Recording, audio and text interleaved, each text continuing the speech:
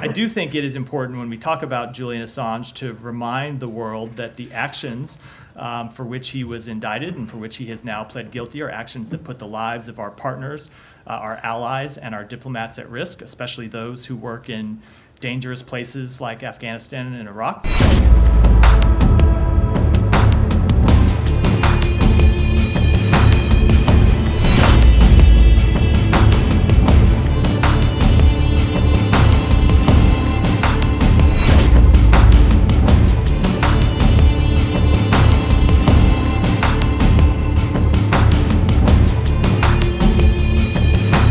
Moving on to Julian Assange, now that he's free and in Australia, are you satisfied with the outcome of this? And can you give us any details on the diplomatic negotiations that went ongoing between Australia, the US, UK, and all that? Give us any light on that. So with respect to the first question, I'm not going to have any comment, only because under our system we have an independent Justice Department that makes its own decisions on these matters, and it's appropriate that they be the ones that speak to them and not have other departments in the United States weigh in one way or the other. That has always been the case, but of course we have confidence in our colleagues at the Justice Department to make these decisions and make them in with the full interest of the United States in mind.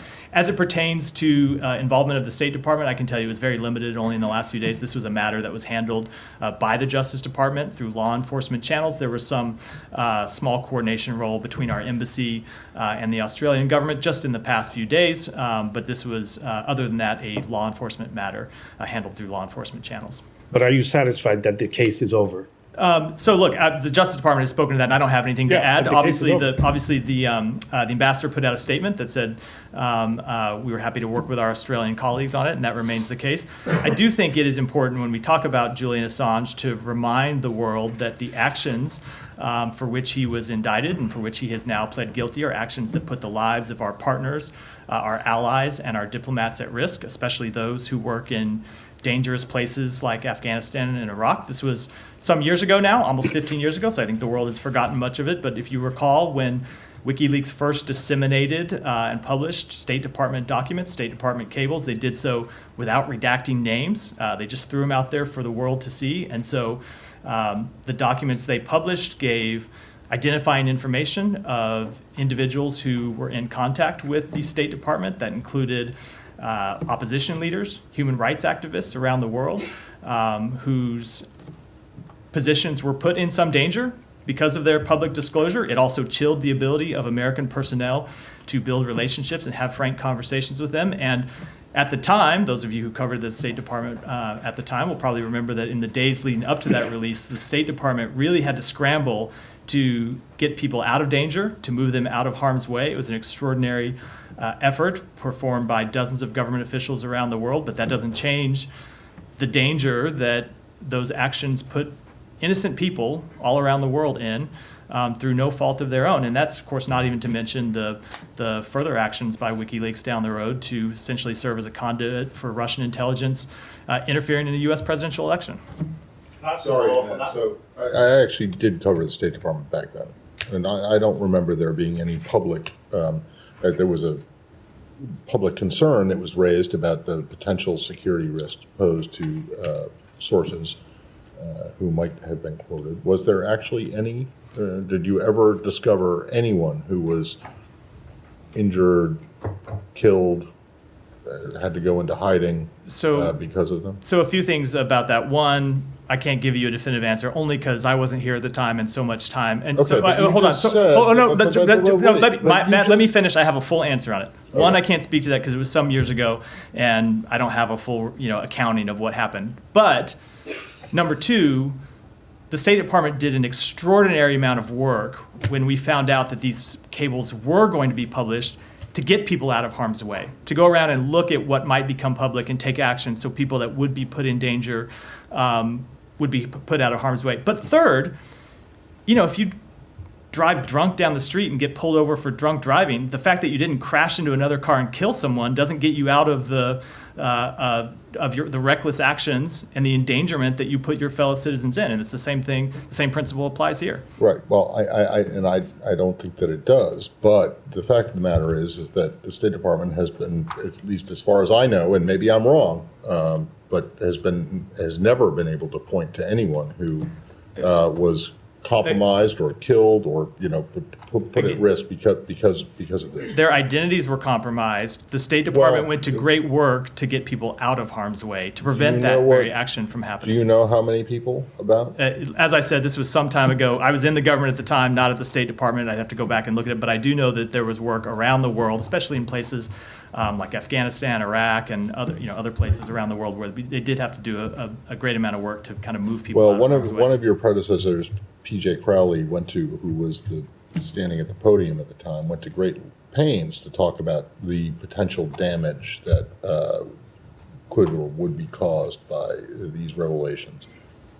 And unless I missed it, I didn't hear that there was any. As I said, number one, the department went to a great amount of effort to avoid people being put in harm's way. But it doesn't absolve anyone of their responsibility. I know, but I know you're not. But it's an important point. Just because people were able to mitigate the harm done by your actions, that doesn't absolve you of your actions in the first place. Okay. Shannon, go ahead. Oh, I'm sorry. Oh, yeah. One other thing. You said there was some small coordination between the U.S. and Australia over the last couple of days. Was that involving the Just flight? with relation to his landing and transfer in Australia. Yeah. Can I ask a follow-up? It said in the Sure. agreement that Mr. Assange will not be able to enter the United States without permission. Who will he be seeking permission from? Who would grant that permission, and how would that happen if that were to occur? It would. So I'm not going to speak to provisions in what was a Justice Department plea agreement, but that would be handled, as is the case for anyone seeking permission to enter the United States. And in the judgment, the sentencing part of the judgment, the judge noted that there were no victims of Mr. Assange's behaviour, which is part of the reason that the sentence was what it was. Do you disagree with that? Do you think there were victims of his actions? I'm not going to speak to a comment made by a judge in a ruling. It would never be appropriate for me to do so, but I stand by the comments I made just a moment ago. What? You're not going to speak to a comment made by a judge. I mean, if he did, I don't know that he did, but that's exactly the point of my question. Yeah, but I'm not. Which is that the State Department has never come up, even though it was one of the prime quote unquote victims of these leaks, was never able to identify anyone who was killed or came under. I think the point I made a moment ago is an appropriate response to that, which is just because the State Department was able to take actions to keep people out of harm's way, people that you put in harm's way, doesn't resolve responsibility. What actions did the State Department take? The State Department at the time was able to reach out to individuals whose names were going to be, I can't tell you that, it's almost 15 years ago, Matt, I wasn't here. Well, I know, the case has just come to a close. But I cannot give you a full account of something that happened almost 15 years ago, but people that were here will tell you that the State Department went to great lengths to reach out to people whose identities were exposed and get them out of harm's way. And the other point I made is that it does, when something like that happens, it does chill the ability of American personnel to build relationships with people and count on the fact that the information they provide us will be held confidential. So it is not just a harm to, or potential harm to the safety and security of those individuals. It's a harm to American diplomacy. No doubt, but the fact of the matter is that you have not ever been able to identify anything tangible about any tangible negative effect. That is a different. So I think I just did point to a tangible negative effect when people are less willing to trust the United States government. To keep well, give me an example. Information's secret. Who was willing to? It was I was in government at the time, and I can tell you, traveling the world with a different, a different agency, we often heard from foreign counterparts that they were. I'm obviously not going to speak to.